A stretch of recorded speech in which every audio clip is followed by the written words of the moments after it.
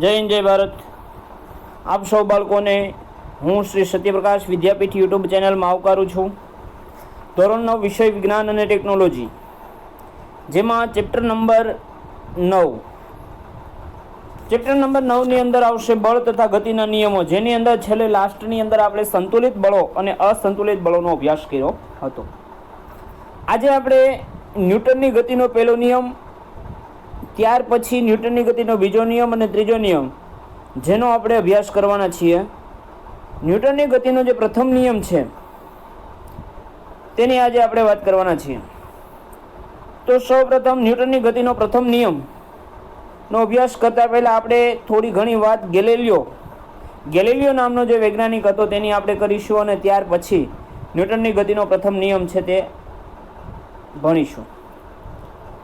હવે ગેલિલિયો નામનો જે સાયન્ટિસ્ટ હોય છે, જે ઇટાલિયન સાયન્ટિસ્ટ હોય છે, તેને નાનપણથી જ ગણિત અને પ્રાકૃતિક તત્વજ્ઞાન જેવા વિષયોમાં રસ હોય છે.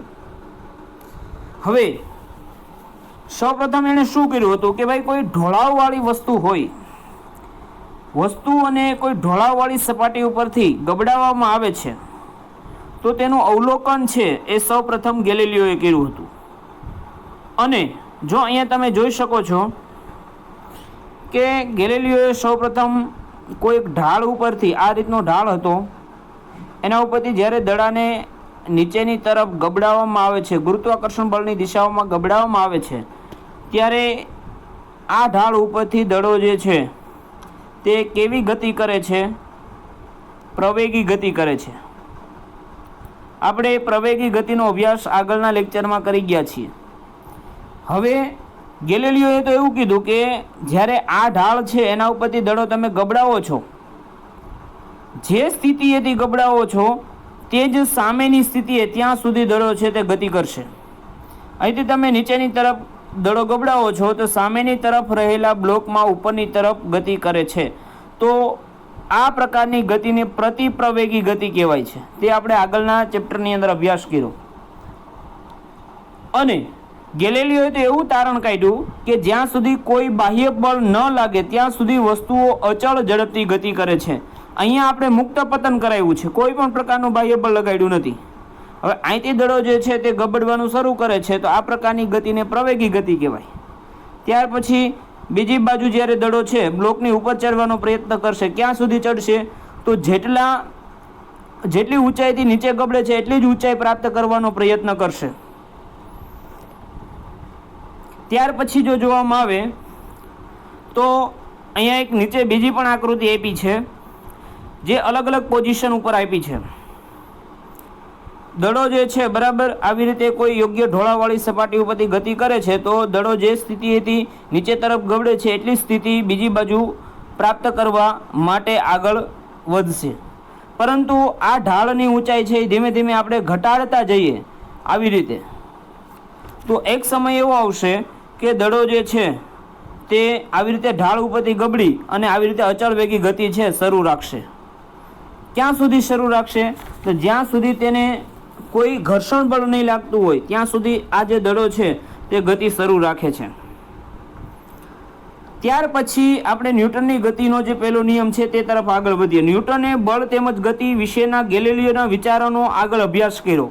ન્યૂટને જ્યારે ગતિના નિયમો આપ્યા તો એ ગતિના નિયમો ગેલિલિયોના વિચારો પ્રમાણે આપ્યા હતા. અને ત્યાર પછી ગતિમાન પદાર્થની ગતિને સમજાવવા માટે મૂળભૂત 3 નિયમો ગેલિલિયોએ રજૂ કર્યા હતા. આ 3 નિયમો ન્યૂટનની ગતિના નિયમો તરીકે ઓળખાય છે. એમાંનો પ્રથમ નિયમ, ન્યૂટનની ગતિનો પ્રથમ નિયમ કયો છે? ન્યૂટનની ગતિનો પ્રથમ નિયમ આ પ્રમાણે છે: દરેક વસ્તુ પોતાની સ્થિર અવસ્થા કે સુરેખ પથ ઉપર થતી ગતિની અવસ્થા જાળવી રાખે છે. ન્યૂટને એવું કીધું કે કોઈ પણ પદાર્થ હોય, કોઈ પણ વસ્તુ હોય, જો સ્થિર અવસ્થામાં હોય તો સ્થિર અવસ્થામાં રહે છે, અને ગતિમાન અવસ્થામાં હોય તો ગતિમાન અવસ્થામાં રહે છે. ક્યાં સુધી? તો જ્યાં સુધી તેના પર કોઈ પણ પ્રકારનું બાહ્ય બળ ન લાગે ત્યાં સુધી તે પદાર્થ સ્થિર હોય તો સ્થિર અને ગતિમાન અવસ્થામાં હોય તો ગતિમાન અવસ્થામાં રહે છે, જેને ન્યૂટનની ગતિનો પ્રથમ નિયમ કહેવામાં આવે છે. બરાબર. તો પેલો નિયમ ફરી આપણે એકવાર રિવાઇઝ કરી લઈએ. અહીંયા આપણે દડો જે હતો તેને આપણે ઉપરથી મુક્ત રીતે પતન કરાવતા હતા તો પ્રવેગી ગતિ કરતો હતો. ત્યાર પછી સામેની બાજુ પ્રતિપ્રવેગી ગતિ કરતો હતો. તો આ અવલોકનના આધારે ન્યૂટને પહેલો નિયમ તાર્યો કે દરેક વસ્તુ, કોઈ પણ વસ્તુ હોય, બ્રહ્માંડની કોઈ પણ વસ્તુ હોય, સ્થિર અવસ્થામાં હોય તો સ્થિર અવસ્થામાં અને ગતિમાન અવસ્થામાં હોય તો ગતિમાન અવસ્થામાં ગતિ કરે છે. ક્યાં સુધી? તો જ્યાં સુધી તેના ઉપર કોઈ ચોક્કસ પ્રકારનું બળ ન લાગે ત્યાં સુધી. અને કોઈને કોઈ વસ્તુ ઉપર જો કોઈ ગતિમાન અવસ્થામાં કોઈ પણ પદાર્થ હોય તો તેનો વિરોધ કરતું એક બળ લાગતું જ હોય, જે આગળના આપણે લેક્ચરમાં જોઈ ગયા, જેને આપણે ઘર્ષણ બળ કહેતા હતા. ઘર્ષણ બળ તો લાગતું જ હોય છે, બરાબર. આ પહેલો નિયમ હતો. હવે જડત્વની આપણે વાત કરવાની છે. જડત્વ કોને કહેવાય? ન્યૂટનની ગતિનો પ્રથમ નિયમ છે તે આપણને જડત્વ તરફ દોરી જાય છે. જડત્વ એટલે એક પ્રકારની પ્રકૃતિ, એક પ્રકારનો સ્વભાવ. કોનો? તો કોઈ વસ્તુ અથવા કોઈ પદાર્થનો. કોઈ વસ્તુની સ્થિર અવસ્થામાં રહેવાની કે અચળ વેગીથી ગતિ કરવાનો એક કોઈ પદાર્થનો સ્વભાવ, જેને આપણે શું કહીએ છીએ? જડત્વ. જડત્વ એટલે શું? જડ એટલે કે કોઈ પદાર્થ છે, કોઈ તત્વ છે, જો સ્થિર હોય તો સ્થિર અવસ્થામાં રહે છે અને ગતિમાન અવસ્થામાં હોય તો ગતિમાન અવસ્થામાં રહે છે, તો એને પદાર્થનો જડત્વનો નિયમ કહેવામાં આવે છે. જડત્વ વિશે ઘણા બધા ખ્યાલો છે. એમાંના જડત્વના પ્રકારો છે તે મુખ્યત્વે 3 છે. હવે આપણે જોઈએ કે જડત્વના મુખ્ય 3 પ્રકારો કયા કયા?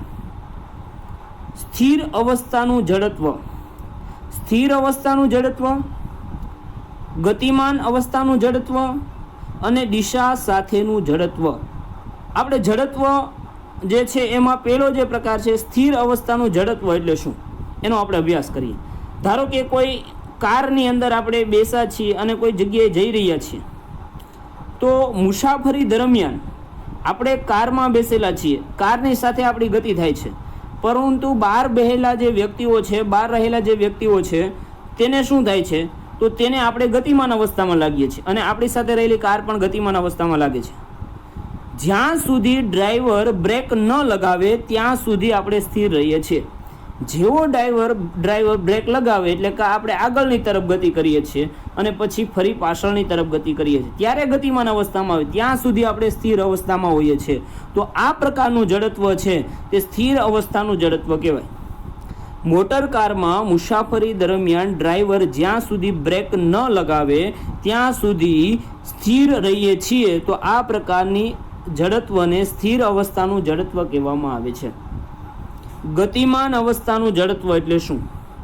મોટર કારમાં મુસાફરી દરમિયાન જેવો ડ્રાઈવર બ્રેક મારે છે અથવા બ્રેક લગાવે છે તો આપણું શરીર છે તે આગળની તરફ ગતિ કરે છે. તો આપણે ગતિમાન અવસ્થામાં આવ્યા, તો આ પ્રકારના જડત્વને, આ પ્રકારના સ્વભાવને ગતિમાન અવસ્થાનું જડત્વ કહેવામાં આવે છે. તેનું તે જ ઉદાહરણ આપણે દિશા સાથેના જડત્વમાં જોઈએ કે આપણે કોઈ કારમાં બેસેલા છીએ અને ડ્રાઈવર અચાનક જ કોઈ ગોળાઈ આવે છે તો કાર ઘુમાવે છે, તો આપણે તે કારની વિરુદ્ધ દિશામાં ગતિ કરવા લાગીએ છીએ. આપણું શરીર છે તે કારની વિરુદ્ધ દિશામાં ગતિ કરે છે. તો આ પ્રકારના જડત્વને દિશા સાથેનું જડત્વ કહેવામાં આવે છે. ફરી આપણે એકવાર ગતિનો પ્રથમ નિયમ જોઈ લઈએ કે ભાઈ અહીંયા જે પેલો બ્લોક છે એમાં દડો જે ગતિ કરે છે તે ઉપરથી નીચે તરફ આવે છે તો પ્રવેગી ગતિ કહેવાય, અને જ્યારે સામેના બ્લોક ઉપર ગતિ કરવા લાગે છે તો એને પ્રતિપ્રવેગી ગતિ કહેવાય. ન્યૂટને તો એવું કીધું કે ભાઈ ગેલેલિયોએ તો એવું કીધું ક્યાં સુધી દડો છે તે સામેની તરફ ગતિ કરશે, જેટલી ઊંચાઈથી તમે ગબડાવવામાં આવે છે એટલી જ ઊંચાઈ પ્રાપ્ત કરશે ત્યારે દડો સ્થિર થશે. ત્યાર પછી બીજા અહીંયા આપણે જોઈએ કે ઢાળની જે ઊંચાઈ છે એમાં ધીમે ધીમે આપણે ઘટાડો કરતા જઈએ તો એક સમય એવો આવશે કે ગબડતો દડો છે તે અચળ પ્રવેગી ગતિ શરૂ રાખે છે. ક્યાં સુધી? જ્યાં સુધી જ્યારે કોઈ પણ પ્રકારનું બળ તેના પર નહીં લાગે ત્યાં સુધી. અને ન્યૂટનની ગતિનો પ્રથમ નિયમ શું છે કે દરેક વસ્તુ પોતાની સ્થિર અવસ્થામાં હોય તો સ્થિર અવસ્થામાં અને સુરેખ પથ ઉપર ગતિ કરતો હોય તો સુરેખ પથ ઉપર ગતિ શરૂ રાખે છે. ક્યાં સુધી? જ્યાં સુધી તેના પર કોઈ પણ પ્રકારનું બાહ્ય બળ ન લાગે ત્યાં સુધી, જેને આપણે ન્યૂટનની ગતિનો પ્રથમ નિયમ કહીએ છીએ. જડત્વ એટલે શું? કે જડત્વ એટલે એક પ્રકારનો સ્વભાવ, કોઈ પદાર્થનું, એક પ્રકારની પ્રકૃતિ. જેમ કે કોઈ પદાર્થ સ્થિર છે તો પદાર્થ જડત્વમાં છે તેમ કહેવાય. કોઈ ગતિમાન અવસ્થામાં રહેલો પદાર્થ છે તો અચળ વ્યક્તિ ગતિ કરે છે તો એક પ્રકારની પ્રકૃતિ, જેને જડત્વ કહેવામાં આવે છે. જડત્વના આપણે કેટલા પ્રકાર જોયા? 3. સ્થિર અવસ્થાનું જડત્વ, ત્યાર પછી ગતિમાન અવસ્થાનું જડત્વ અને ત્યાર પછી દિશા સાથેનું જડત્વ. સ્થિર અવસ્થામાં તો મોટરકારમાં મુસાફરી દરમિયાન ડ્રાઈવર જ્યાં સુધી બ્રેક ન લગાવે ત્યાં સુધી આપણી પોઝિશન કેવી છે? સ્થિર. તો આ પ્રકારનું જડત્વ સ્થિર અવસ્થાનું જડત્વ કહેવાય. જ્યારે કોઈ ડ્રાઈવર છે બ્રેક લગાવે છે તો આપણું શરીર આગળની તરફ ગતિ કરવા માંગે છે, તો આ ગતિમાન અવસ્થાનું જડત્વ કહેવામાં આવે છે. અને જ્યારે કોઈ વ્યક્તિ અથવા કોઈ ડ્રાઈવર છે તે કારને ઘુમાવે છે તો આપણે દિશા એની કારની વિરુદ્ધ દિશા તરફ આપણે ગતિ કરવા લાગીએ છીએ. તો આ દિશા સાથેનું જડત્વ. તો બાળકો, ખૂબ ખૂબ આભાર. ધન્યવાદ.